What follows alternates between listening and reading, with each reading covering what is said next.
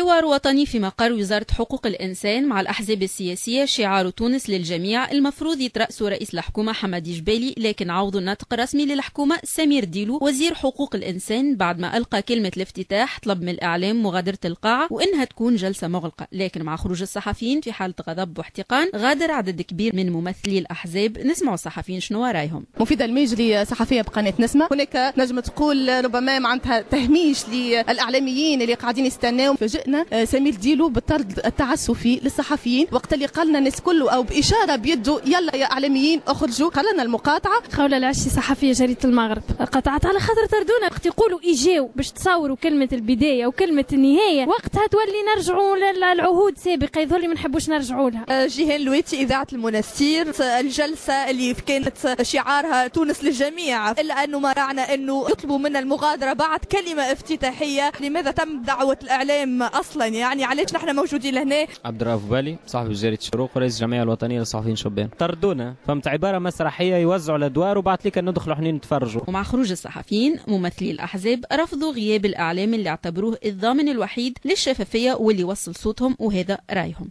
وحيد ذياب رئيس حزب قوى 14 جانفي، اللقاء هذا معناتها ما عنده حتى معنى. أولا انتقل الموعد من 10:30 صباحا لل3:30 بعد الزوال، وأنا جاي من صفاقس. من جهة أخرى رئيس الحكومة يتغيب والأسباب ما نعرفوهاش بدون تبرير. دكتور عبد الرحمن بهلول، حركة الديمقراطية والتنمية. الحكومة بتغيب الإعلام ما تحبش توصل مواقف الأحزاب الكليكة للمواطن التونسي.